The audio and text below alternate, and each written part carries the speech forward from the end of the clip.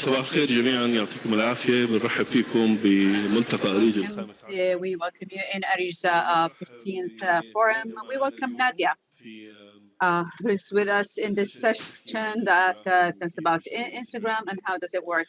Welcome, Nadia. Welcome to you.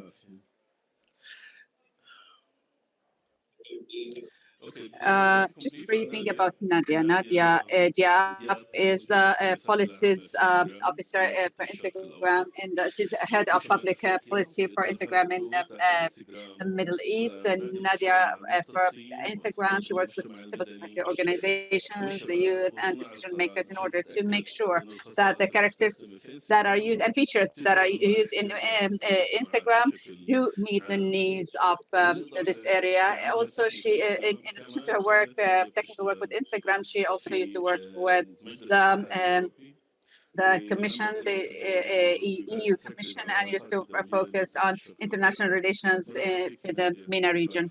Thank you, and welcome to you, Nadia. Up till this day, and everybody knows,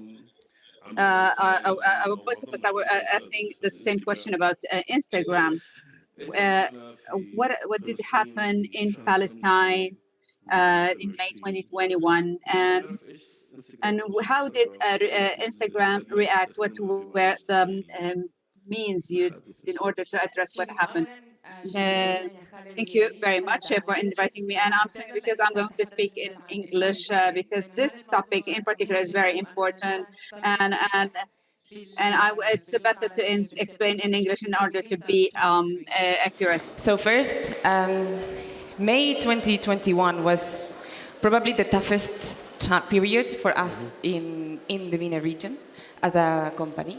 And there were a lot of things that happened during that period which were not related, but all together and simultaneously made some people feel targeted and confused and unable to use the platform in the way they wanted to. So I wanted to go, if you allow me, through some of the key issues that happened, the reasons, and then at the end I'll go into what we learned from there and what improvements we put in place. So there were 5 main issues that happened at the time.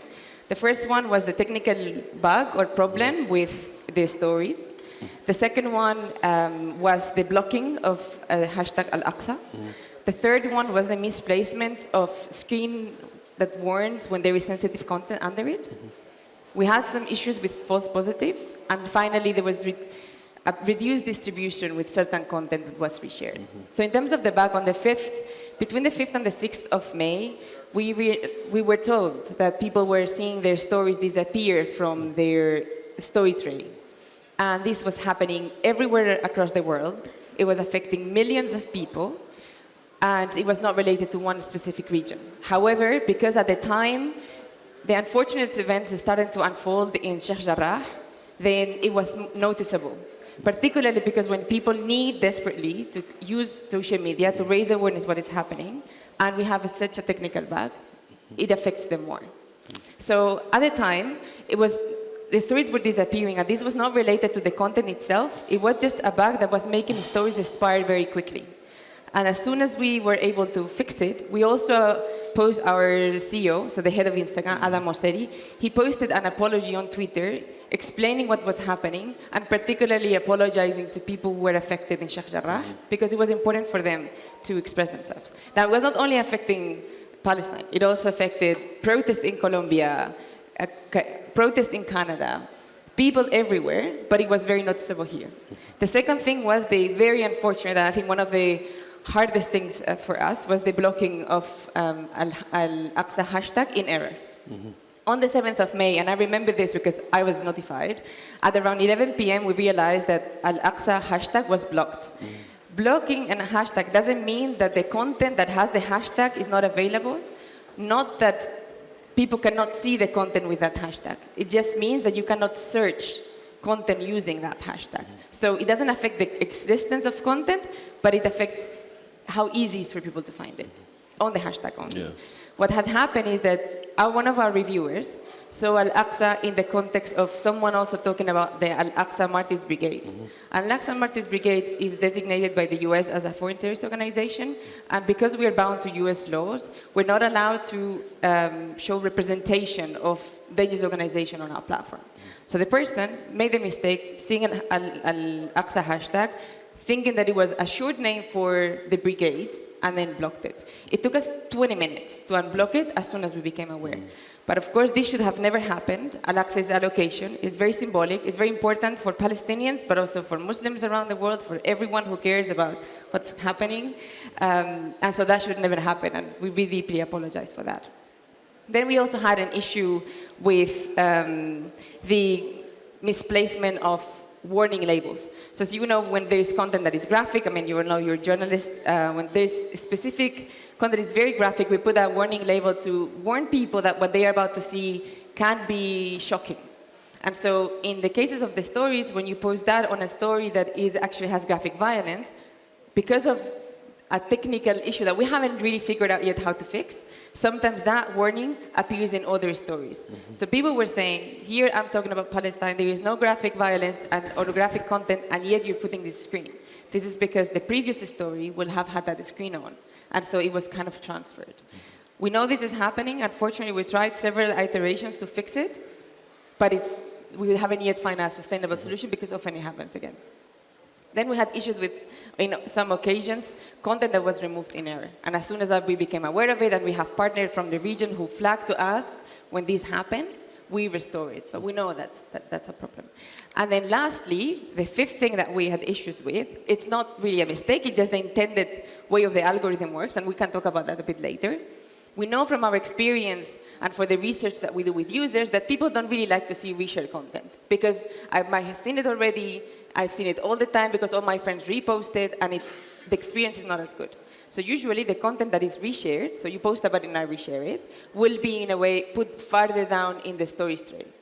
Now, we learned painfully during the Sheikh Jarrah time that when, in the case of activism and raising awareness of something that is happening in a specific location, usually we have very small number of people on the ground and then people resharing that content outside. And because our algorithm wasn't prioritizing reshared content, because it gets less engagement and people enjoy it less, then that content was not being prioritized. We learned that that actually has an impact on activism, and we fixed that. So all of these happened simultaneously. Now, as you can see, many of them have nothing to do with the actual cause. But all together made people feel confused and also unable to use the platform in the way they wanted. The 5 things I think that we learned from it. One, I think quite painfully, is that Instagram's trust, or the trust in Instagram in the region, took a very strong hit. Before May, Instagram was seen as a platform where people can go and express themselves. After May, people started having questions about it, because there was a lot of chatter about this happening, and people not always understand why the details, and we haven't been very good sometimes in explaining them. And so people just make conclusions out of what's happening. And so we learned that we needed to be more transparent. So a month after May, in June, for the first time ever, we publicized how our algorithms work, to make sure that people understand, because it's difficult to trust things that you don't understand. And second, we have started testing notifications on the app, so then we have a major bug. We tell people, this is happening, just be patient. And so that way it also increases transparency. And lastly, we also have the account status, which is in the settings. You can find any enforcement on your account. So then if there is something you disagree with, you can appeal it. You always get notified when there is any content taken down, but we learned that people sometimes don't look at the notifications. So we have created a specific place for people to look for that. Then we also voluntarily commissioned a human rights due diligence report, an investigation to understand what had happened and get recommendations on what we could do better. The report was published a few weeks ago. It's public for everyone to watch, to see it, to read it. And then the report also includes recommendations, 21 recommendations, out of which we're exploring the implementation of 14. So we are learning and we're taking the steps on what happened so it doesn't happen again. But I also want us to not forget that we all saw what's happening in Sheikh Jarrah through the cameras of Muna al-Kurd and others, many others. And in the first week of from the 6th of May, the hashtag Sheikh Jarrah was used 70 million times, 70 times. It's incredible amount of time. And so even though there are challenges and we strive to improve, we can't deny that actually people were able to report what's happening on the ground through Instagram. And I think that is something that for independent activism, independent journalism, is particularly important because you have a phone, you have a camera, and you can tell the story from the ground. And if you're techie and savvy in the way to use the platform, you can actually reach millions of people with very, very low cost.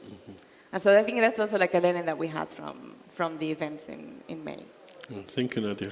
I think المعلومات كتير واضحة وبنصحكم Very clear information, and I really encourage you to read the report, the report that was in there. As for the community of Instagram, since and it's they use the RG shadow bans,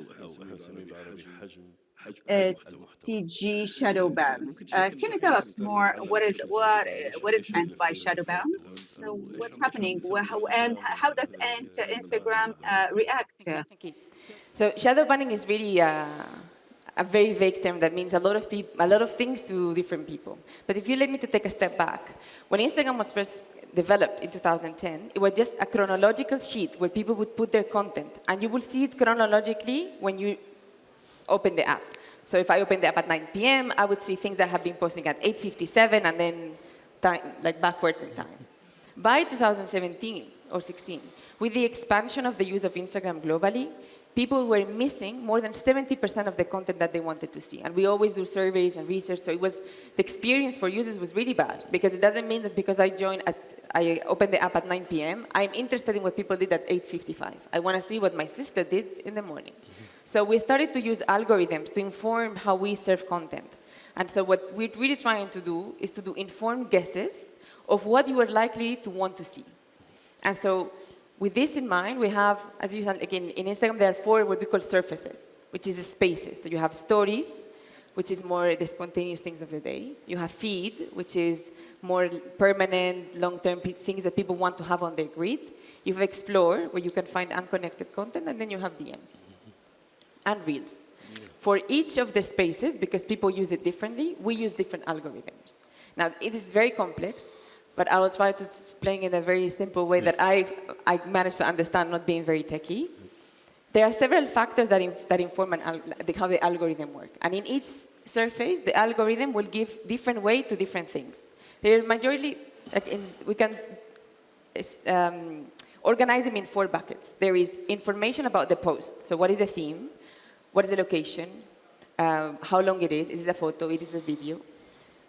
And that's one part. The other one is information about the poster. Who is the poster? How many people follow him? What is the type of topics that they normally post about? Then there is information about you, the viewer, and information about your engagement with the poster.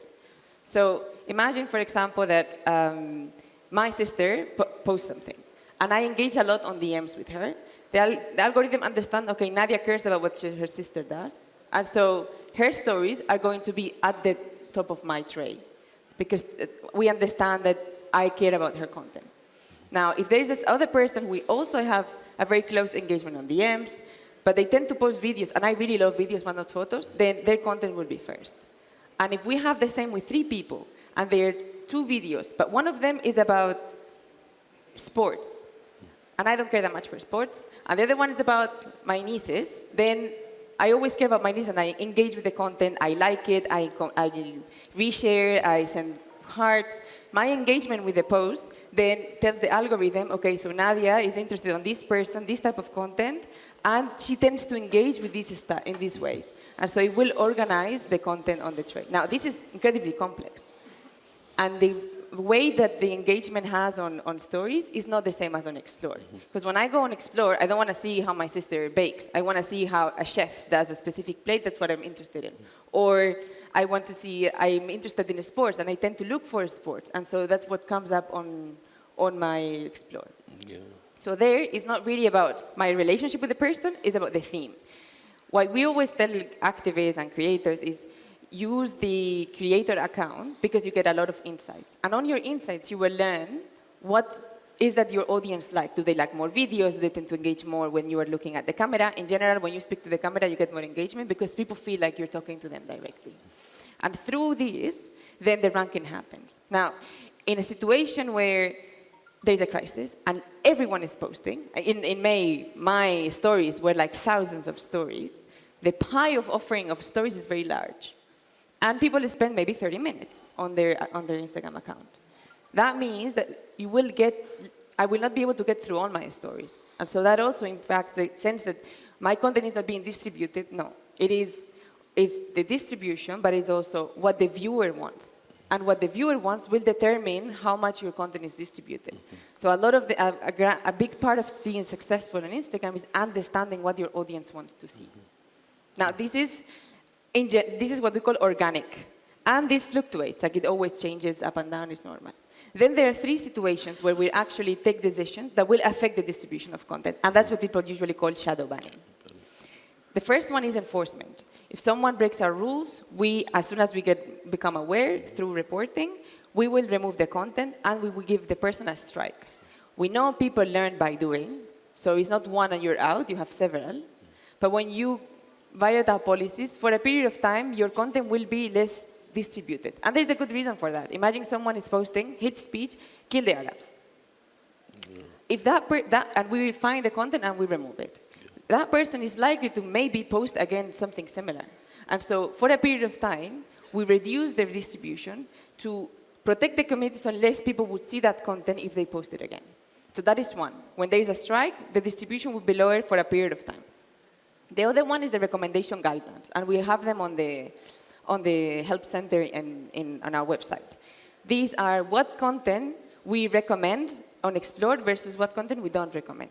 Graphic violence, we do not recommend. So when you open your Explore, it's unlikely that the first content you're going to see is graphic violence. First, because the person might be going in, not be prepared to see shocking content, and then be shocked. And so we don't put that on the top. And also, if the content is actually very graphic, it will have the warning screen on top. And the experience for the user is not great. Like if you open your Explore and it's all covered with the blur, that's not a great experience. And so we have the content on Explore, but it will be farther down, not on the top. It's graphic violence is also content that relates to suicide and self-harm and eating disorders. That's the second one, recommendation. And the third one is that to younger audiences, and in Instagram we have a very strong young demographic. To minors, we might not even show certain content at all. And this is something that there is a very difficult trade-off between raising awareness of things, but also protecting the mental health of the young people. And we follow, in our experience and in our research with experts and child psychologists, there is a decision that we should put safety first. And so there are certain content that is age-gated, which means that minors will not be able to see it if it's very graphic. Now, there are plenty of ways of talking about a cause without showing very graphic content. And journalists, you know that you can't tell the story without necessarily putting the body, yes, or etc. And so these things will affect also the distribution. Shadow banning can refer to low distribution, which, as I said before, can be very depending on the fluctuation, what the viewer wants to see, what you have posted, how interesting it is, how much engagement it has before. It can be due to enforcement. And if it's due to enforcement, you will be notified. You might not be able to access live, then you get a notification. We will limit the amount of times you can do this, and then you go to your account status, you can see why. And if you disagree with the decision, you can appeal. You can also be non-searchable, which means you put your name on search function, and unless you put the full name, it will not be there. You will not find the account. Mm-hmm. And there are other ones that are all we're quite transparent about them, so they're in our website. But all of this, usually people think my content is not performing as well, shadow banned. And I understand that when you really care about your content, it hurts that it's not performing. But not to make it sound like better, but actually creators are always saying that we shadow ban them. And they put no political content. They put funny jokes. The reality is that the distribution of content really fluctuates. And we can't guarantee that you're going to have always the same, because it really depends on your content and on your audience. Mm-hmm. And we can't control what people want to see. If people want to see puppies, that's what people want to see. And so mm-hmm. therefore the algorithm will foment what people want to see. Mm-hmm. So a very a hacky way is to understand, okay, what is the things that work?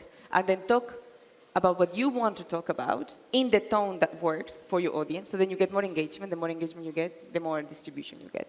But shadow banning, we know, is a is a keyword that is often used, and we're trying to be more transparent about what are the things that are actually impacting content distribution, so then we can, in a way, demystify what is shadow banning, because it's a bucket where everyone puts everything, and it's not that helpful because people then don't invest in improving their content. They just feel victimized that their content is not performing as well. Sure, thank you very much. Actually أكيد إن إحنا بنحكي بداينامكس على وسائل التواصل الاجتماعي وخاصة بإنستغرام. We are talking here about dynamics of using Instagram. As Instagram, the framework, it's a good to improve. This is a policy that you're saying. The other thing is the transparency of the algorithms, which is Instagram's also use. They say Instagram is not transparent, is not useful, or clear in terms of algorithms. Can you please explain to the audience what Instagram does in this aspect? I have slightly touched upon this earlier. Before, we used to hold very close to our chest how the algorithm works and what the details of the enforcement is, because we don't want people gaming the process. If we really talk about how the algorithm works and then people just can create what they know is going to work, then it's not really fomenting creativity and new ways of innovating on how to use our platform. But we realized that keeping that to our chest, it hasn't been very helpful for people to trust the platform. And so in June last year, we started a series of releases where we're talking about how the algorithm works in different surfaces. And that is going to continue. So very soon, we're going to release also how our recommendation guidelines work, and also whether your account is recommendable and is not recommendable. And that way, people will know why their distribution might be affected, and they also can appeal that, which is, I think, a very important step, because right now people just have the feeling, but they don't really know if they're recommendable or not. They can infer it by looking at the strikes, but they cannot be certain. And then we're also, as I said before, we're testing notifications on the app when something happens. So then if there is, we hope not, but if there is another situation where stories are not loading because there is a technical bug, then people would see it. So at least manage the expectations that, okay, something is happening, there's a technical issue, be patient, it will be fixed. Because something that I find sometimes interesting is that if your phone would be frozen, or you're working on a dock and it doesn't save, you wouldn't think that Microsoft or Samsung are trying to censor you. But when that happened on the app, people assume directly, I'm being censored. When the reality is that Instagram as an app is also a software. And as any technical tool, it also have issues sometimes with. We have technical issues every day. It happens. It's normal. We have 2 billion people using the app every month. 2 billion. The volumes are so high that it's bound to happen that sometimes there are things that don't work as well. Sometimes get overload, sometimes it's slow, and people just directly always assume that it's intended when it's not the case. So we're trying to be more transparent so people understand that sometimes we also have technical issues like everyone else. The challenge is that when the technical issue happens at a critical time, then it is very difficult to accept that answer. Because maybe today you open your Instagram account and it closes, and you're like, whatever, I'll just open it later. But if it's at a time where you really have to post and you really want to post, then it's very difficult to accept that it's not working. So we're hoping that with this notification, people at least will know what's happening. So that's another one. And also we're trying to be more outspoken about it and be more public and also answer questions. We have constant engagement with CSOs and to explain how, and activists, to explain how our platform works, how the enforcement work. So then they understand what is the play field. So then they can use the app in a way that works for them. And with the policies is the same. So Instagram guidelines have always been very succinct, and the community standards on our meta page on Facebook are much more detailed. So Instagram will be moving towards using the same, I mean, we have the same policies as Facebook, exactly the same, but on the app, in the website, you don't see them as detailed. So we always direct people to the meta community standards from Facebook because they are very detailed. They're painfully detailed. Like reading the whole thing, it's actually an effort. But if you go to it, it really gives you example, like this will be removed, this will be market sensitive, this will be allowed. So then people can understand what might affect their content and keep it in mind when they're posting. But it is a long journey, and we're not there yet. And we actually will really benefit from the feedback that we get from our partners to tell us, this is not transparent enough. And then we learn, we go back, we try to improve, come back. And it's an iteration, and we hope that slowly we'll get there. Actually, you learn and we learn, so we make it both success in developing content over the Instagram. طب هلا احنا بحب نعطينا نصيحة Okay, we للإنستغرام. need to give an advice to the Instagrammers. What sort? I think in terms of it's really use your insights to understand what your audience wants to see. Don't try to copy paste what other people do because it doesn't work. People are actually really smart. If you're trying to use tips from other people, it wouldn't sound authentic, and people go to Instagram to see the authentic representation. So you go to the website to see the formal presentation of an organization or of an act or a public figure, etc. You go to Facebook where it's a bit longer, it's more text-based, and you go to Instagram to see the live, behind the scene, directly talking to the camera aspect. And so the more you do that, the more engaging it will be. And now having engaging content is not only good for because it's good to have engaging content, but actually informs the algorithms. And so the more you get engaging content, the more your content will perform better. Like it's exponential. Sure. So things like asking directly to the viewers, what do you think? Or using the stickers of like, tell me yours. It sounds a bit silly, but it actually really works because when you prompt people with a question, the natural thing to do is to answer. Well, if you're like just talking about yourself or the issue, but not engaging the viewers, then you get less engagement with effective distribution. And then finally is try to make short videos. I think videos work much better than photos. A lot of people are very angry about that, but it's just how people behave, and people tend to engage more with videos. And if you have a video of 30 seconds, make your first 5 seconds quite like impactful. Because either you get the people in the first 5 seconds or they're gone. So that's, I think, the 3 easy tips. But the main one is use your insights, learn what people want to see, and post them. Like, keep that in mind. And also go to account status, look if there is any removals. If you disagree with the removal, appeal. Perfect. يعني quality content of the interest for all social media. طب شكرا جزيلا. حرا نفتح الباب الآن للأسئلة والأجوبة. Thank you so much for Hala. We open the floor for Q&As.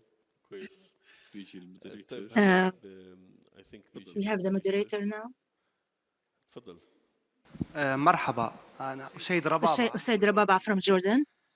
I am a user of all Meta platforms since years. Do I see transparency there? No.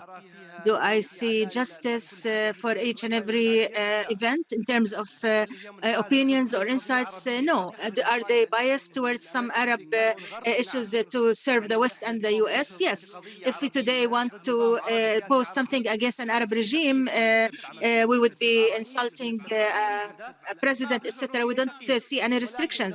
However, if the posting on the Arab-Israeli conflict, any word against Israel would be immediately, even though Israel is killing us every day and posting videos to the world through the Meta, Facebook, Instagram, and Facebook platforms. But if we post a photo of a Palestinian martyr, it would be immediately removed. The account would be removed, and Facebook or Meta would tell us because we are with everybody, we are being neutral, and the U.S. penalty system against terrorism is applying everywhere. We are Arabs and Muslims who would see names as heroes, but however to the U.S. they would see them as terrorists. That's their problem, not ours. Meta, if they want to continue to see Facebook or Instagram from a U.S. perspective against the Arabs, this way would lose a lot of users and followers. And many Arabs are trying now to create or establish Arab platforms to leave Meta. Today, we want transparency. Martyr is not a shame. Yahya Ayyash is not a bad one. Ahmed Yassin is not a bad one. Palestine is not a bad one. This land has been stolen and occupied by an occupying power, an occupying entity, and therefore we need to convey our Arab message to entire world. We need to say that this land has been confiscated or has been stolen.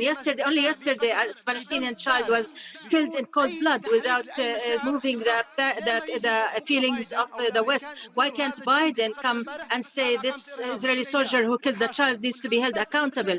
We just need to achieve justice. We want justice to be achieved. That's all.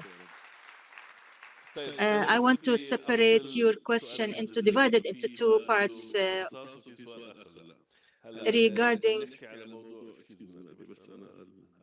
regarding the content, the words, the terminology, the algorithms. It's a learning machine. We're in at certain stages.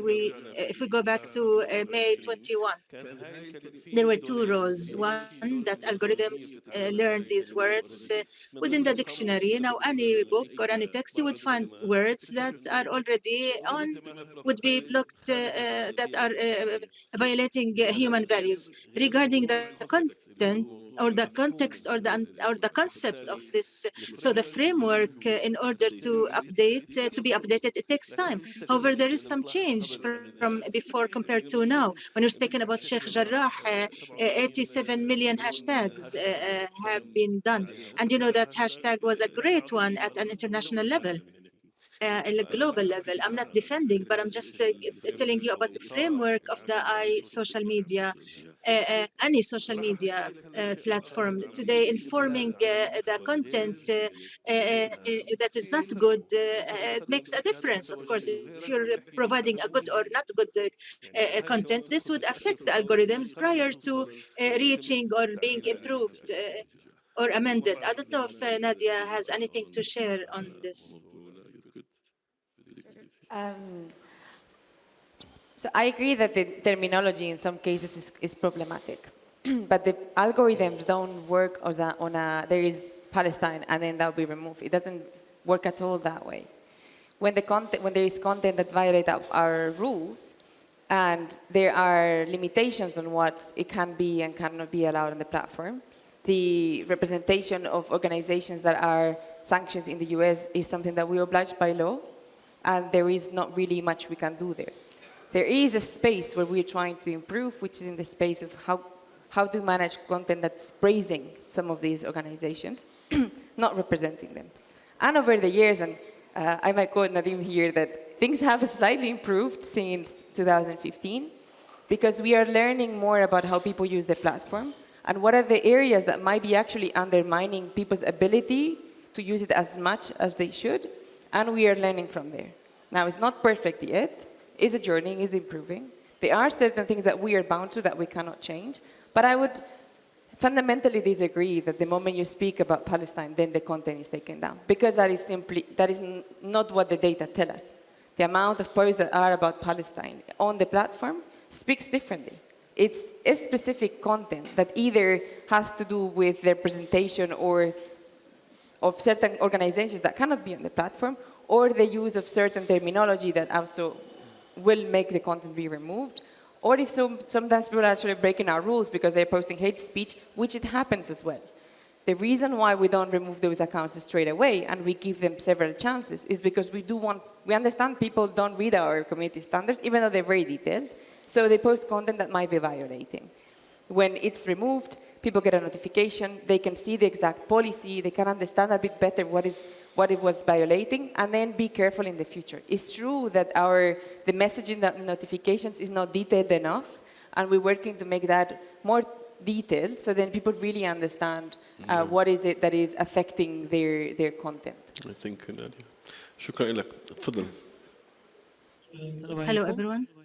Peace be on you. I learned a good defense by the Meta representative. I have some clarification though. The Meta companies, I believe, contribute to weakening the independent media in the Arab world. It contributes to weakening and worsening the economic from a Moroccan. We have cases. Meta supports directly and indirectly the yellow media or the yellow press. My question, how many moderators, how many are the managers, the content managers in the Arab and Levant areas? How many are the content managers in the Levant area? Thank you. You didn't introduce yourself. Salah Din Maizi, journalist from Annas, the People platform. So on the amount of the number of content moderators, we have 40,000 people across the globe who review content 24/7 every day of the year. Now, the exact number by region, we don't disclose this because it's actually not that simple number. Depending on where the content is, there are three things that will inform where the content is going to go in terms of reviewing. If the content is just an image, it might go what we call an agnostic queue, which means any reviewer can take the decision. For example, if there is nudity, you don't need to speak the language to understand if there is nudity or not on a post. And then it's also around the language. And sometimes we have situations where people are speaking in one language, but the caption is in a different language, so we will take that into consideration as well. But we have a very healthy number of Arabic reviewers. The reason is, and actually that is something quite positive for us, is that as complex as the region is, because there's a lot of dialects, we're actually a massive region. We have 400 million people. That is actually a very important number in terms of users. And the allocation of content reviewers is done by language. So actually, we have a lot of Arabic reviewers. Compared, for example, with very tiny countries, which might be spoken with only 1 million people, and so it's a bit more difficult to have a lot of resources for that specific language. But in the case of Arabic, it's well established. And how the algorithms in a way informs us. The moment we have reviews, the reviews then inform what the machine learning is taking. So the fact that we have good reviewing capacity on Arabic, it also improves the quality of our classifiers in Arabic as well. Thank you. شكرا. طب معنا وقت لسؤال واحد.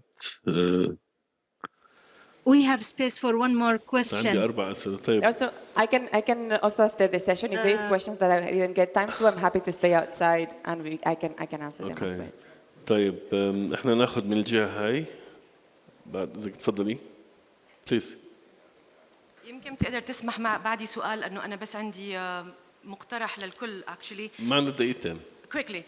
I just would like to invite everyone to register now if you wish, because it's specifically on this topic. UNESCO is organizing with Meta, with a lot of platforms, Internet for Trust. It's a conference that is going to be held in Paris 21 to 23 February, and it's open registration. It's going to be also hybrid. And we're going to be discussing, it's called Regulating Digital Platforms for Information as a Public Good.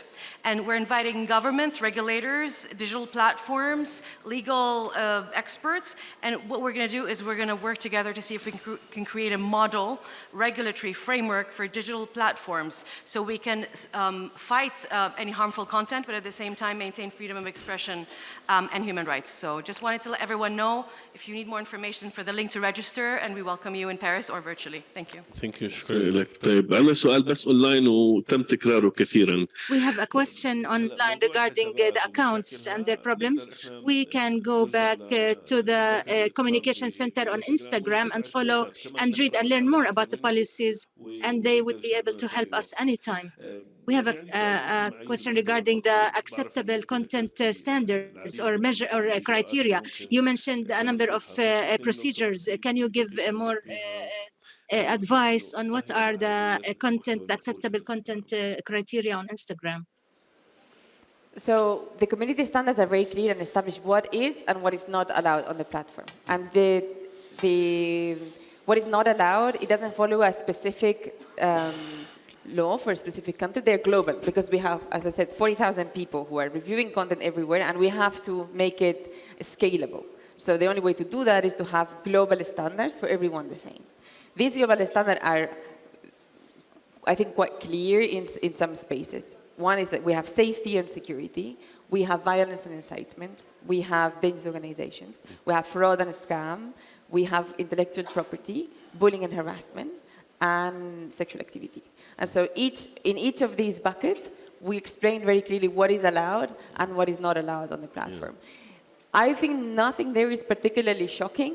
I think in the case of graphic violence is very nuanced. So I think it's particularly for journalists, it's important to read them carefully because, for example, we allow the showing of violence, but we don't allow the showing of dismemberment. And so when it comes to reporting about torture, it's important to know what is the type of content that is allowed and is not going to be allowed. But if one goes to the website, the community standards on Facebook, you can see each area with all the details of what is allowed and what is not allowed on the platform. شكرا نادية، شكرا الحضور الكريم على وقتكم. Thanks to the audience for your presence, and we are there for more questions, but I have to close this session now. Thank you so much. شكرا. Thank you.